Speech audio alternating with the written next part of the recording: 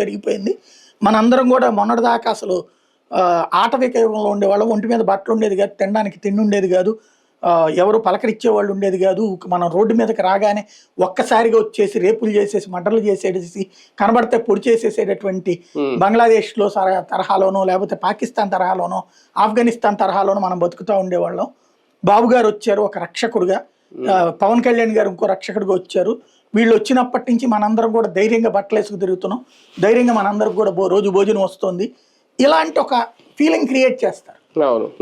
ఈ క్రియేషన్కి ముందే లేదు వీళ్ళు ఇస్తానన్నదే ఇవ్వలేదు అనేటటువంటి ఫీలింగ్ క్రియేషన్ ఎప్పటి నుంచి వీళ్ళ బుక్లెట్తో బిగించేసి ఆ తర్వాత నిరసన కార్యక్రమాలకు కూడా పెట్టాడు. ఇంకొకటి జగన్ ఇందులో నాకు కనిపించిన ఒక డిఫరెన్స్ ఆఫ్ పాలిటిక్స్ ఏంటయ్యా అంటే, ఫస్ట్ టైము ఒక క్లారిటీతో కూడినటువంటి వార్నింగ్ ఇచ్చాడు.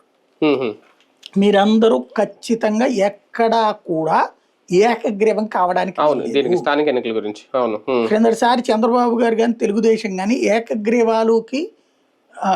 అంటే ఏంటి, తెలుగుదేశం వాళ్ళు పోటీ చేయడం లేదా అమ్ముడు పోయాడు అంతే, ఏదో జరుగుతుంది. ధైర్యం చేయకపోవడం, రెండోది అమ్ముడు పోవడం. అసలు లోకల్ ఎలక్షన్లు ఎక్కువ జరిగేవి అవే, ఎక్కువ ఏకగ్రీవాలు. ఈ ఏకగ్రీవాలని అప్పుడు జరగడానికి కారణం ఏంటంటే వైసీపీ వాళ్ళు పోలీసుల ద్వారా బెదిరించారు, ఏదో రకంగా వ్యక్తిగతంగా బెదిరించారు, లేకుండా కూడా ఇవన్నీ జరిగింది.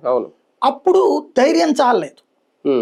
జనసేన అడ్డు నిలబట్టి కొన్ని చోట్ల మండల పరిషత్తుల దాంట్లో కొంతవరకు నడిచింది, 20% గెలవగలిగారు. అప్పుడు మండల పరిషత్తుని బహిష్కరించారు టీడీపీ, కానీ జనసేన వాళ్ళు టీడీపీని కాపాడి ఆ రోజున ఇద్దరు కలిసి